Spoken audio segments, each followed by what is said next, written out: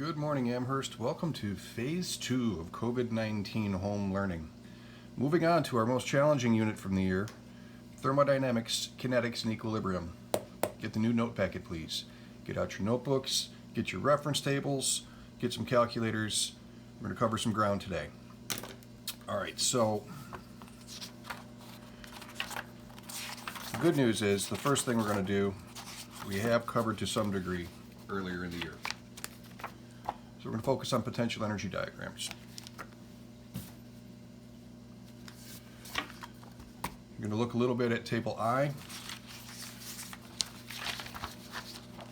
and Supplemental Table 2.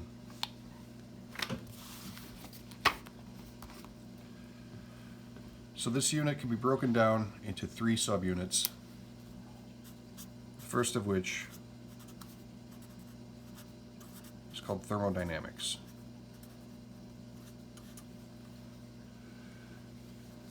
So our first topic from that would be potential energy diagrams. The word they give for potential energy is enthalpy, and it's got the letter H in it, and its symbol is H. Some people associate that with heat. Heat is really a process of transferring thermal energy from areas of high temperature to areas of low temperature, but you can think of it as heat. So in a potential energy diagram, the y-axis is potential energy, known as enthalpy. The x-axis is reaction coordinate, which is something akin to time, but you can't go backwards in time, at least not in our current understanding. Many reactions are reversible. You can take products and turn them back into reactants. So you can go backwards in sense of how far forward have you gone in the reaction? Can you make it go back to where you started? So reversible reactions, you don't refer to the x-axis as time, you refer to it as reaction coordinate. So everything has some potential energy. You start with some degree of potential energy. Let's say we have a reaction where we have A plus B goes to C, and we're going to release some energy, so we'll say plus heat. A plus B goes to C plus heat. So A and B have some potential energy. A and B appear here. When you're done, you gave away some of your energy. So C has less energy, less potential energy. C would appear here. In any reaction, you have to get it started. You need the activation energy. You need the spark. So you put some energy in.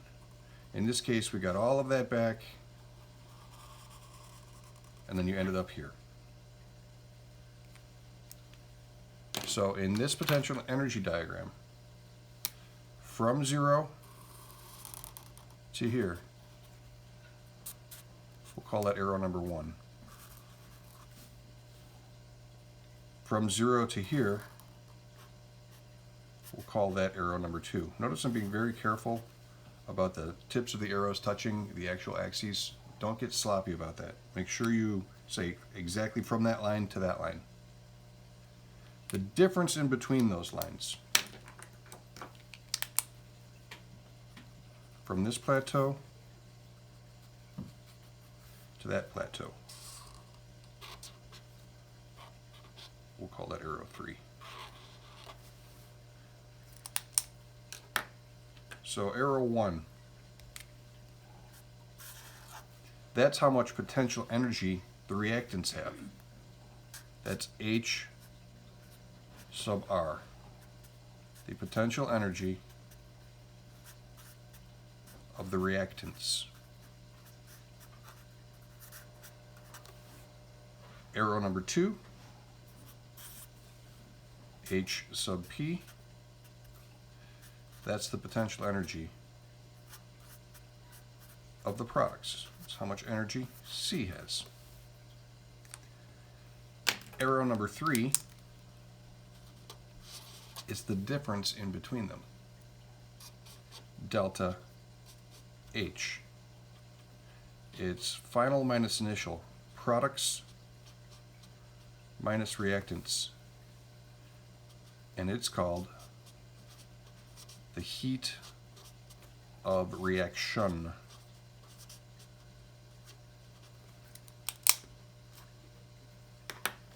Now if I go look at table I,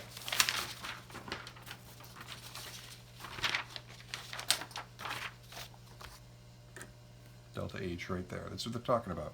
When you do any of these reactions, this is how much energy is released. Now table I is laid out according to stoichiometry.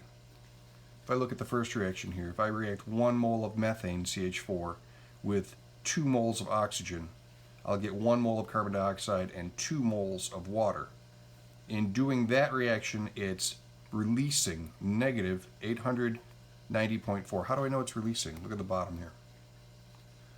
The delta H values are based on molar quantities represented in the equations. That means stoic. A minus sign indicates exothermic reaction. Exo means release. Exo, get out. Energy out. So, in table I, they're saying, I'll get 890.4 kilojoules if I form 2 moles of water, or if I form 1 mole of CO2, or if I use 2 moles of oxygen, or if I use 1 mole of methane. So this is always per whatever the stoic is. That's not the case for the supplemental table, but we'll get there in a minute. So let me reiterate what's going on with our first reaction here.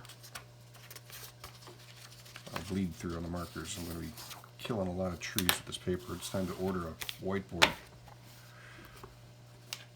So we had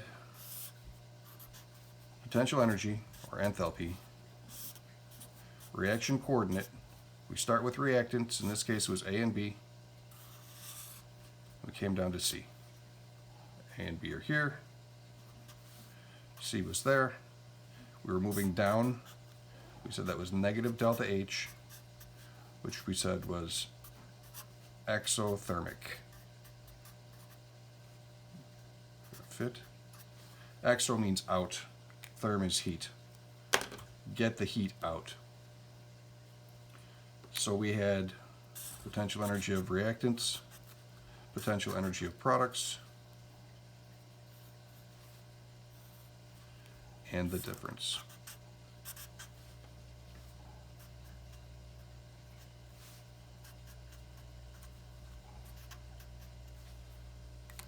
That says delta H in the middle. So in this equation, we said A plus B goes to C, plus some energy, I think we call it heat. That heat right there, that's delta H. It does not appear as a negative sign in the equation. The negative sign, negative delta H, means energy appears as a product. You don't say plus a negative number there. You don't do that.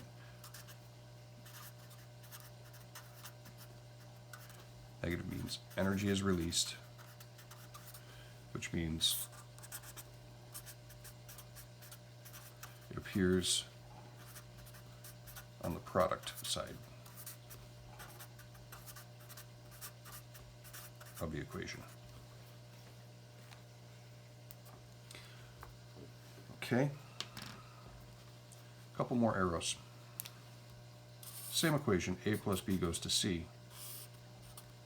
Potential energy, reaction coordinate, A and B are there, C are there.